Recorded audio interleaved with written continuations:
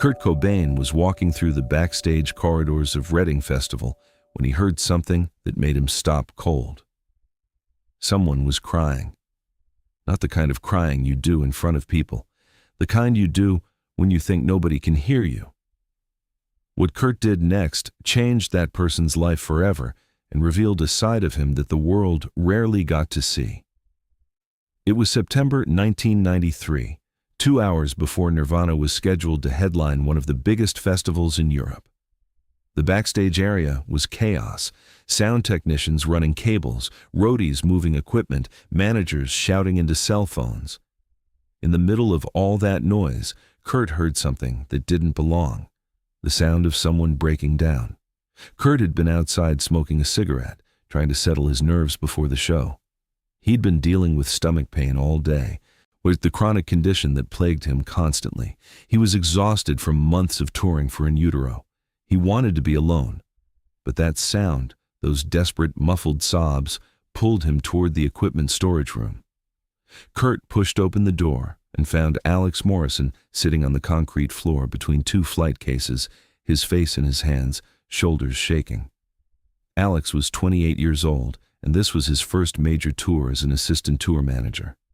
He'd worked his way up from being a local crew guy in Seattle, doing whatever jobs nobody else wanted to do, loading trucks at 4 a.m., fixing broken equipment with duct tape and prayer, sleeping in vans.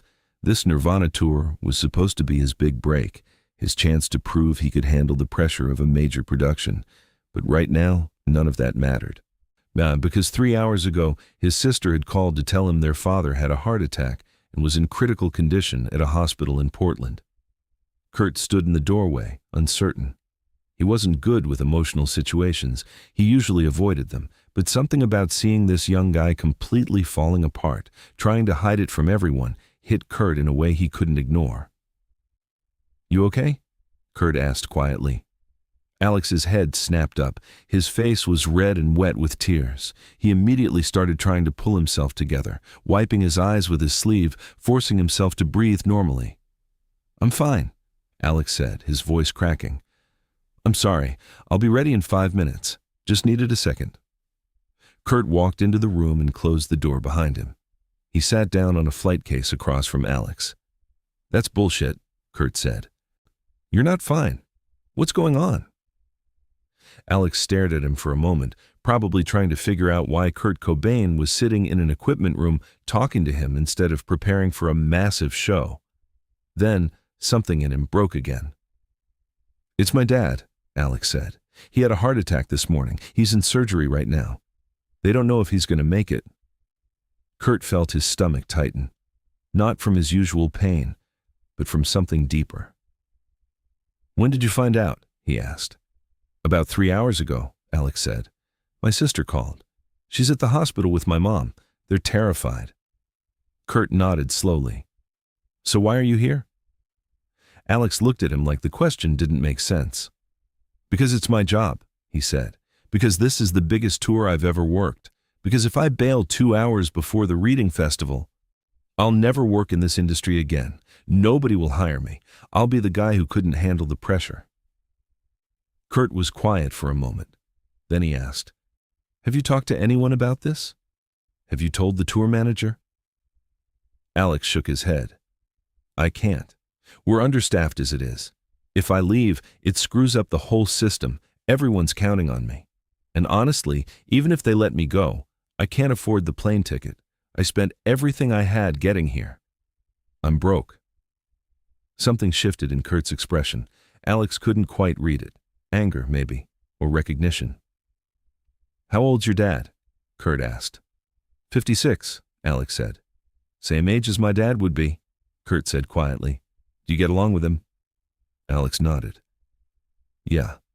I mean, we didn't always. When I was younger, I wanted to get away from Portland, from that life.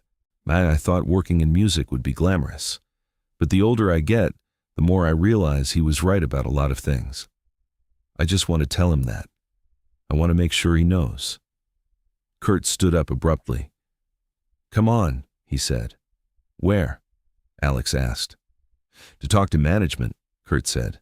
"You're getting on a plane tonight." "Kurt, I can't," Alex started. Yes, you can, Kurt interrupted. And you will. Let me handle this. Kurt walked out of the equipment room with Alex following behind, confused and terrified. Kurt found the tour manager, a guy named Phil, who'd been coordinating Nirvana's tours for 2 years. Phil was in the middle of a conversation with the festival's production coordinator, both of them looking at schedules on clipboards. Phil, Kurt said, Alex needs to fly home tonight. His dad's in the hospital, critical condition. Phil looked up, annoyed at the interruption. Kurt, we're 2 hours from showtime. We can talk about this after. No, Kurt said. We're talking about it now. Phil's expression hardened. Kurt, I understand it's a difficult situation, but we literally cannot function without Alex tonight. He's coordinating equipment transitions between stages. If he's not here, the whole schedule falls apart. Then find someone else to do it, Kurt said, or I'll do it myself. But Alex is getting on a plane in 2 hours. Phil stared at him. Kurt, be reasonable. There's no flight from here to Portland tonight anyway. It would take him 2 days to get there with connections. By then the show will be over and he can go. That's not good enough, Kurt said. His voice was calm, but there was steel underneath it. Phil, I'm telling you this once. Alex is leaving tonight. If that's a problem for you, then we have a bigger problem. The production coordinator sensed where this was going and quietly excused himself. Phil looked at Kurt, trying to figure out if he was serious. You'd really cancel the show over this? Phil asked. I'd really cancel the show over this, Kurt confirmed. But it won't come to that, because you're going to figure out how to make this work without Alex, and I'm going to make sure he gets home. What happened next became the stuff of legend among touring crews, though most people outside that circle never heard about it. Kurt made a phone call to someone, nobody knows exactly who. Within an hour, arrangements were made for a private charter plane to fly Alex from Reading to Portland with one connection in New York. Then the flight would leave in 3 hours from a small airport 40 minutes away. Kurt also handed Alex an envelope. Inside was $2,000 in cash. For the hospital bills, Kurt said, and for your family. So your mom and sister don't have to worry about money while they're worried about your dad. Alex was stunned. Kurt, I can't take this. Yes, you can, Kurt said. And you will. Because family comes first. Always. I learned that too late. You won't make the same mistake. Alex tried to say something, couldn't find words.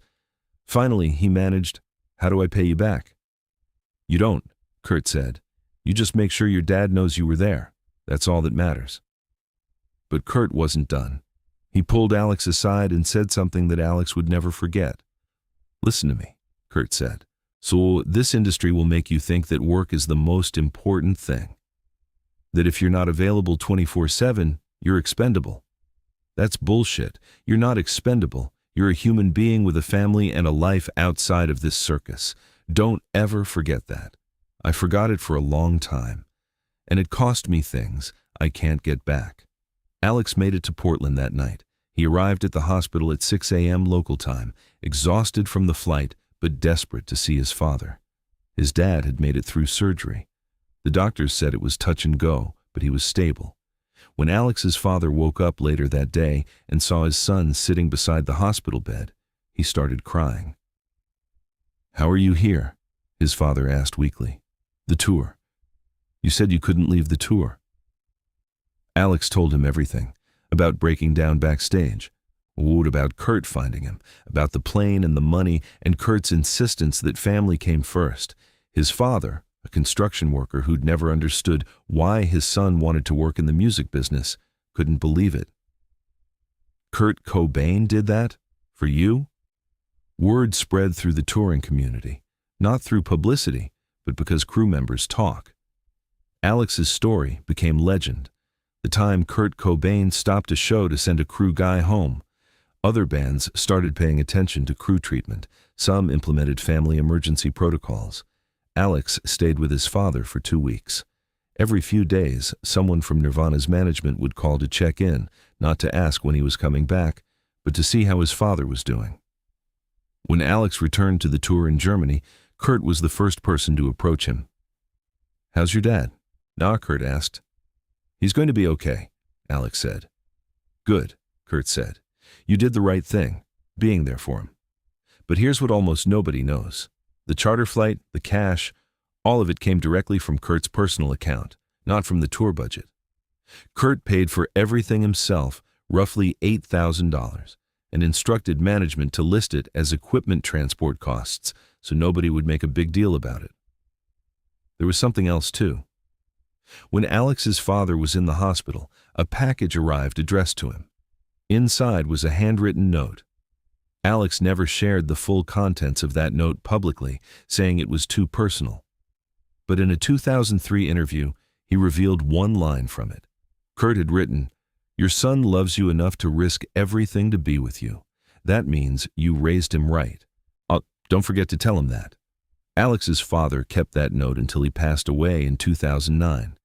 In his will, he left it to Alex, along with a message of his own. "This is from the rock star who taught me that I didn't understand my son's world, but I could trust that he was surrounded by good people. Keep working with people like Kurt Cobain." The irony, of course, is that there weren't many people like Kurt Cobain.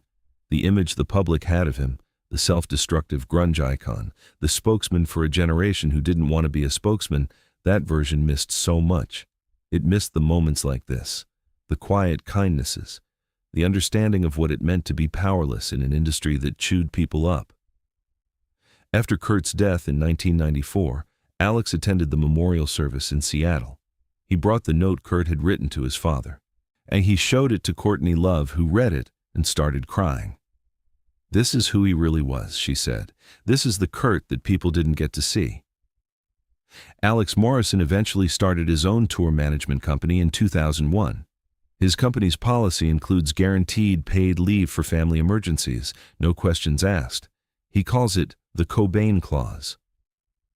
When crew members ask about it, he tells them the story, about the day he was crying in an equipment room and Kurt Cobain proved that humanity matters more than show business. The story resonates because it reveals something essential about Kurt that the mythology often obscures. He wasn't just the tortured artist. He was someone who'd grown up with nothing, who understood what it meant to choose between paying rent and buying groceries. Success hadn't erased that understanding. It had sharpened it, because now he had the power to help, and he used it. In 2013, almost 20 years after Kurt's death, Alex was interviewed for a documentary. He was asked what he wanted people to know about Kurt Cobain. "Everyone talks about his music," Alex said, "but I want people to know that he saw people, really saw them. He saw a nobody assistant tour manager having the worst day of his life, and he didn't walk past. He sat down and made it his problem. That's character." The interviewer asked if Alex thought Kurt knew how much that gesture meant. "I don't think he did," Alex said. "I think for Kurt, it was just obvious. Of course you help someone whose dad is dying. What else would you do? But that's what made it powerful. It wasn't for publicity. It was just Kurt being who he was when nobody was watching." There's one more detail Alex shared. When he returned to the tour and thanked Kurt, Kurt seemed almost embarrassed. "Don't thank me," Kurt had said. "Thank your dad for raising someone who gives a shit about family. The world needs more people like that." That exchange stayed with Alex for decades, because Kurt wasn't just helping Alex get to the hospital. He was affirming a value system that the music industry often crushed. The idea that family matters more than career, that being present for the people you love is more important than any show. Kurt had learned that lesson the hard way through his own fractured family, and he was determined that Alex wouldn't have to learn it the same way. If this story of unexpected compassion and human decency moved you, make sure to subscribe and hit that thumbs up button. Why, share this video with someone who needs to remember that kindness matters more than success. Have you ever had someone show up for you when you needed it most? Let us know in the comments. And don't forget to ring that notification bell for more true stories about the moments that reveal who people really are.